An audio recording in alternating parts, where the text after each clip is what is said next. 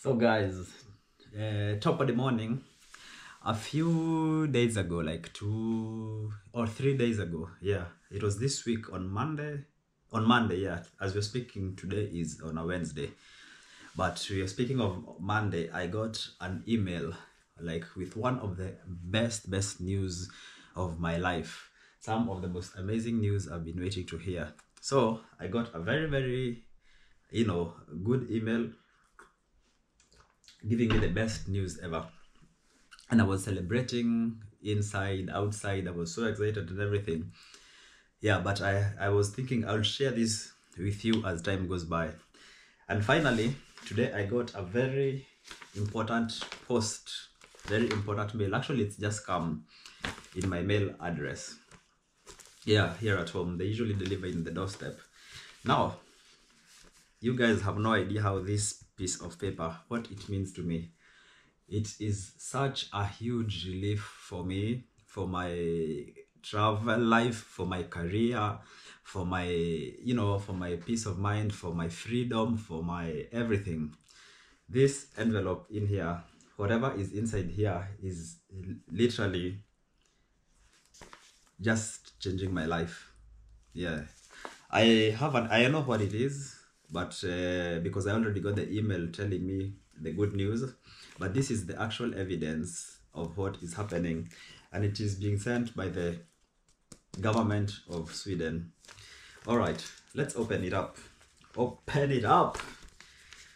For me to get this letter here, it's taken me 5 years. 5 years of persistence, 5 years of diligence, 5 years of just believing in myself and believing in the dream. And man, dreams come true. I swear, dreams come true. Like, all the things that I have envisioned just fall in place, and this is one of them. That it's really evidential, because this paper will open so many doors for me and will make me be able to just enjoy my travels, get so much freedom, financial freedom, freedom to move around, to be who I am. It's so emotional, man. It's so emotional. But okay, I think I've kept you guys anxious enough. Guys, this letter is for those who live in Sweden. Probably you know this logo. It's called the Immigration Department. And here is a letter that, if I loosely translate, it's in Swedish, but it says like "Ärende om svenskt medborgarskap." It's like your case on Swedish citizenship. So it says you have become a Swedish citizen through the migration department's like beslut, like the decision. They decided to give me the Swedish citizenship, so I can be able to go here and apply for my passport, my national ID, and I can become a dual citizen. They give me right to all these things. And here, I already actually went yesterday and got my fingerprints taken. I took my photo, so my passport will be coming in about a week or two. But this is like the actual thing. The Swedish government always sends you this thing called bevis om svenskt medborgarskap. Literally, this means it's evidence of your Swedish citizenship by naturalization. Guys, this means the world to me. I've always been seeing people, who have gotten this thing, just being happy and enjoying, and just making merry. And I always thought, when will my turn ever come? Because now with this paper, basically I can travel to the US if I want. If I can wake up tomorrow, have breakfast in the UK. I can decide I'm gonna go to have lunch in New Zealand or in Australia. I can travel. Like, my gosh, this one, I do not have to think about visas. I do not have to think about bank statements. I do not have to think about showing evidence that I will be able to support myself in those countries of what I do. The visa process was so cumbersome. There was also a lot of discrimination, like when you're going through embassies. It's very chaotic, or in the immigration lines. when you come with your blue passport, because my Kenyan passport is originally blue, you know. Maybe I can show it to you. And what I mean, what? This is so amazing. So guys, you know, I love my country Kenya, my home country Kenya, and I'll never change that. I'll always be a Kenyan citizen. And this is where is the passport? Okay, this is the passport, but this is the old passport, you know. It's blue, Republic of Kenya. There's another one, I think, somewhere. Yeah. But I'll always love my country. But I have now a new country. So now I'm a dual citizen. Soon I'll do another video step by step when I've gotten actually the real passport, the Swedish passport, because it's on the way. But this is like true evidence or bevis saying that you have actually become a Swedish citizen. This really means the world to me. Let me show you in this old passport, man. It was so difficult. Look at all this. This is like Nigerian visa. This is like transits through. This is Malaba. This is Uganda. Like there's so much. This is actually my old passport. There's a new one. This is my another visa to Europe that I needed before I became a permanent resident, and another one. Like these processes always gave me anxiety. This is like Doha, Dubai, you know. Before going to all these places, before you apply those visas, all the scrutiny, blah blah blah, it was so difficult. Oops. And now I have the world in my fingertips. Like, man, whew, the Lord is good. Man, help me celebrate this day.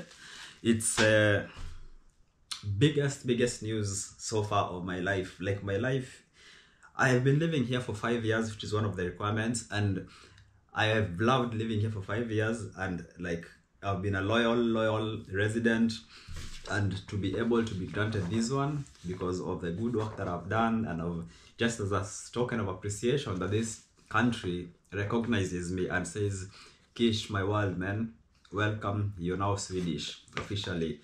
Like, it's a huge deal. Yeah, it's a really huge deal, and I'm so thankful for this. I remember when I was traveling with my girlfriend, man, it's been problems because she's European and I'm not.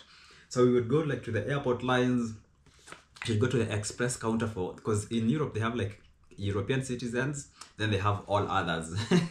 So I'd always go to all others, and it would really pain me because I'd be like it would really pain me because I'd be thinking like, we live in the same country, we pay the same taxes, actually I even make more money than her, but then for me I have to go to these other lines, they have to go through an officer, they ask you like some 100,000 questions, you know, just because of where your passport is from. And finally I'm gonna be through with that. Now if I want to go to like the UK, all I need is to take my Swedish passport, I put it there in the automatic machine, the doors open and they tell you welcome. Nobody you talk to, is just machines. If I want to go to like Canada, you know, all I need to do is book my flight. Again, like I remember when I was going to Mexico, when I was going to Jamaica, before I could travel to those countries, there's so many countries I wanted to, you know, to see, which are like other places, like even like Colombia, you know, South America. But whenever I looked for flights, most flights were transiting through the US or the UK. And you're not allowed to go there, even if it's for a transit, you know. But now, even if I want to access a country like Mexico, because the transiting through the US flights are super cheap, but the ones where you have to go like direct is like almost a third more expensive. So in terms of monetary, in terms of peace of mind, in terms of just being accepted by the world, this means the world to me. Man, this one says clearly, bevis om svensk medborgarskap. I am officially a Swedish citizen. Guys, I'm so happy. So this is just the good news I wanted to share with you guys, because you are my family. I've been holding this inside for 3 days since I got it. I've just been celebrating indoors and just throwing, you know, just being up and down and everywhere, you know. So, man, I'm home. Jag älskar dig Sverige. Tack så mycket för det du har gjort för mig. Och I'm gonna serve you well. Alright, so that's been the good news for us as Kish My World in this channel. it's a quick video, you know, not much.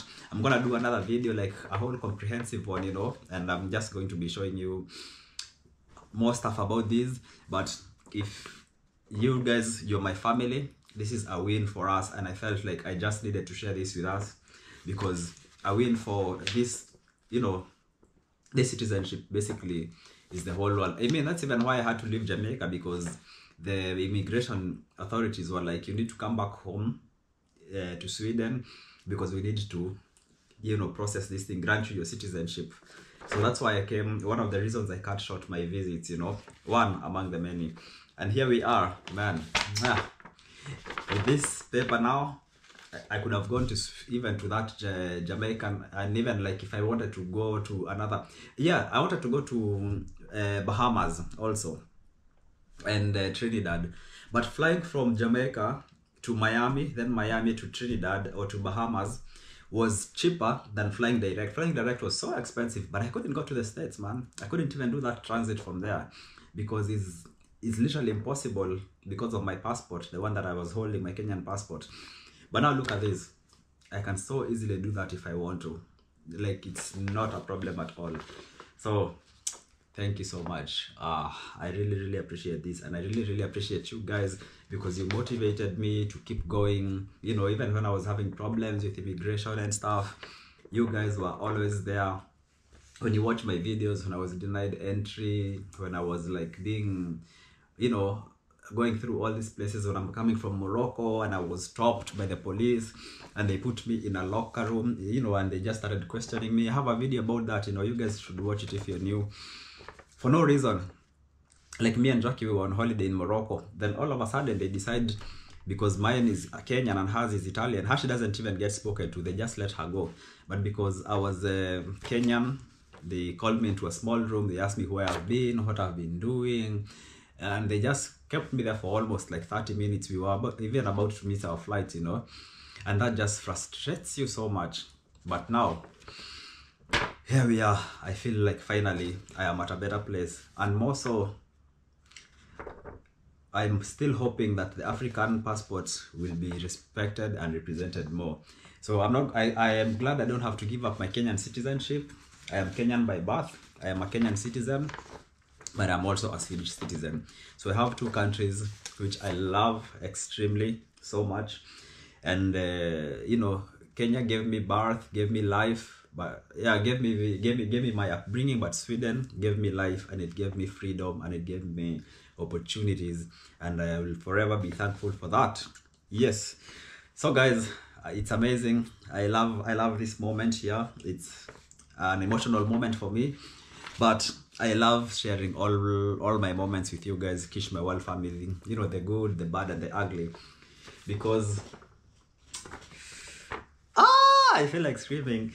I don't know, I need to celebrate this passport. So somebody, guys, please tell me, where should I go? Because now, like, as soon as next month, you know, or this month, or December, I need to know.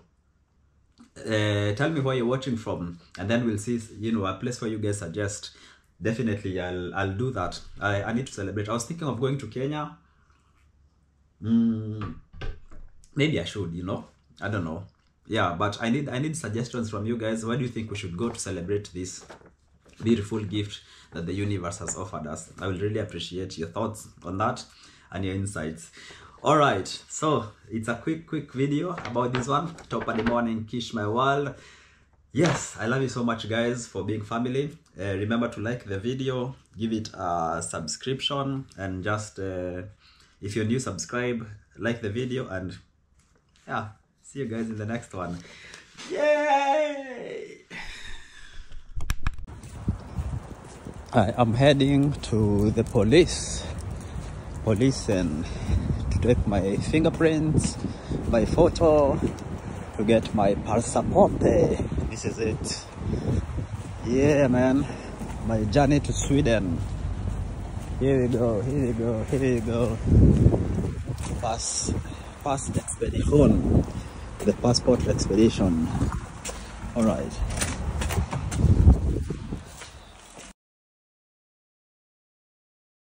You know, just getting passports check, and I have everything in check, but it took so long. Questions, you know, it's a bit annoying. So, but that's how it is being a black traveler. Even an African in Africa, they have to go through all these things. I was held in a room, asked questions, but now I'm out, finally.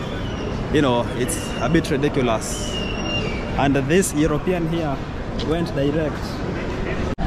Guys, we're in Italy, we are transiting. We're gonna take the next flight to Stockholm. But it's crazy, man. We have to sleep on the floor because it's too late.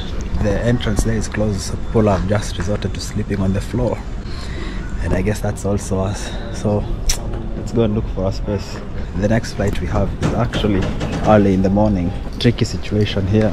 They open that place maybe, I don't know what time. And it's about 1 o'clock or 2 o'clock now. So we're just gonna have to find also a space on the floor and just lay down. See, it's closed everywhere.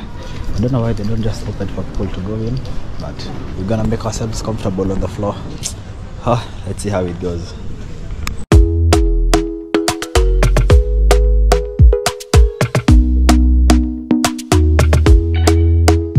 Talk to me nice, talk to me honestly. Look in my eyes, don't let it fall on me. Say you're a good guy, make me believe it. Don't wanna hear it, I wanna see it, see how.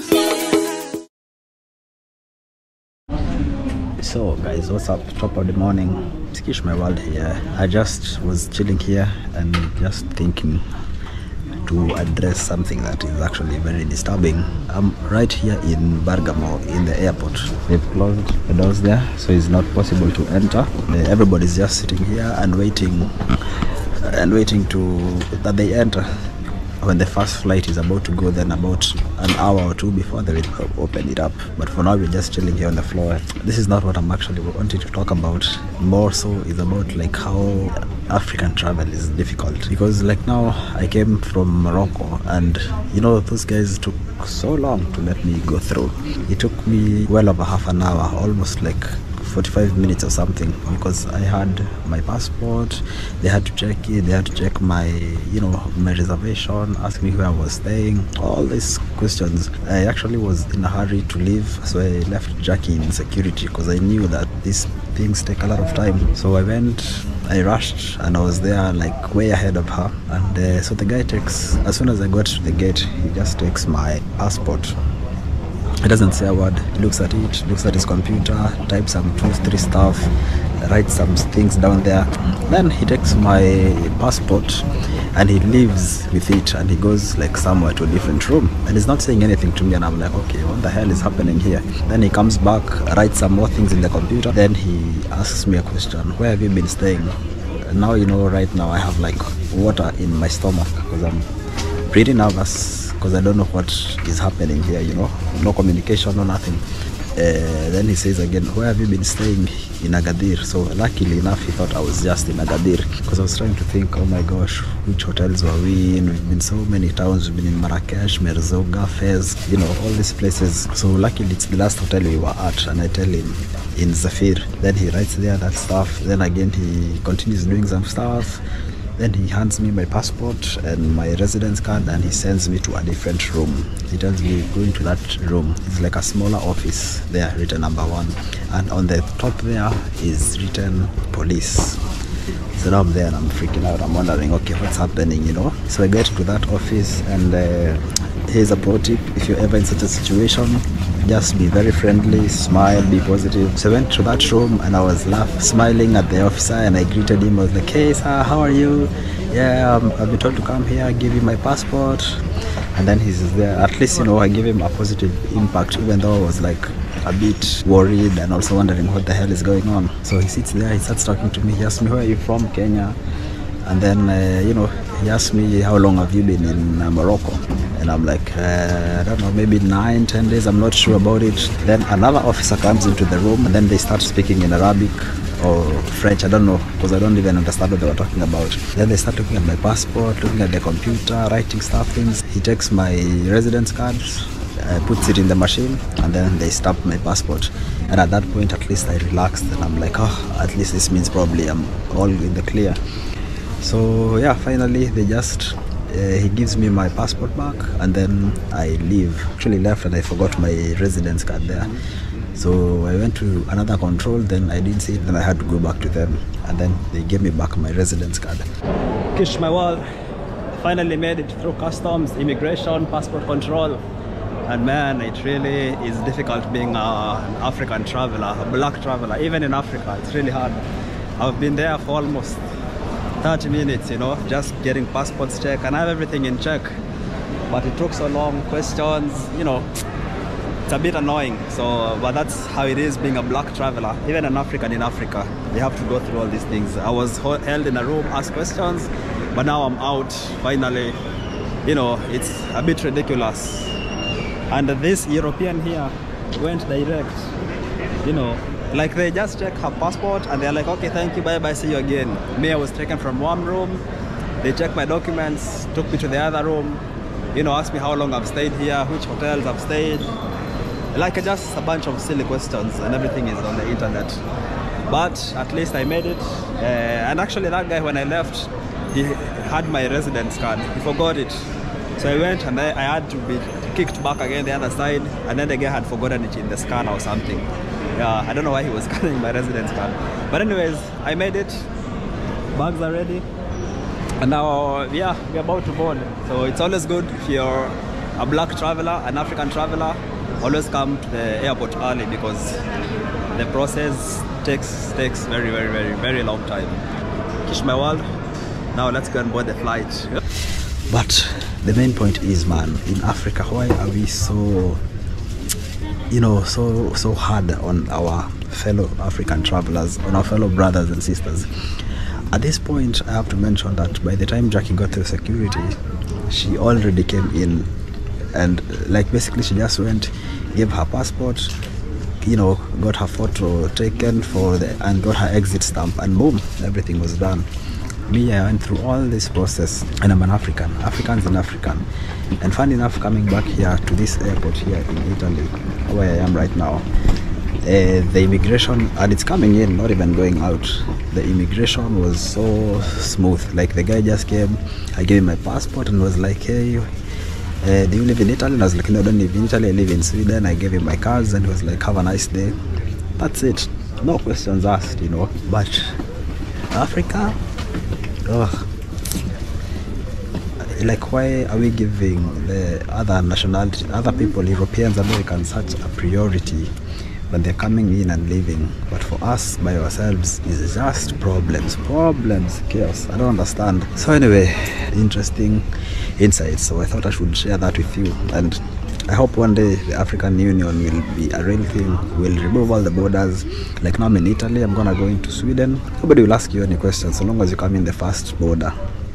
But in Africa, like for example, for me to go there as an African, I had to pay about 700 dirham, which is an equivalent of like 70 euro, you know, or $70. But for Jackie to go in there, she didn't pay anything, because she's European, you know, she's Italian. Like really, even we can't allow our own people to come into our countries in our own continent, but other people, we warmly embrace them. And even we who have paid for the visas, we're still the ones who are getting harassed and questioned and all these things, and the others just go scot-free. Like, something's gotta give, yeah. So big respect to all African YouTubers out there who are walking and touring the world, and you know, everywhere. African, like, you know, my fellow vloggers, we go through the same struggle. My friend, I am Marwa, I know you go through the same struggle. Immigration is always harassing us. With Maya, you've talked about it also in your videos. You know, everyone who's doing it, yeah, like really, you guys should really appreciate how much we go out there to hunt for content, despite the fact that we are really struggling with visas and entries and all these things. Even when we have everything right, we still get problems. All right, that's been my little rant. Now we're gonna have our little makeshift food here, mseme from Morocco, and some grapes and whatever, as we wait for them to let us go in. Kish my world. All right, see you later.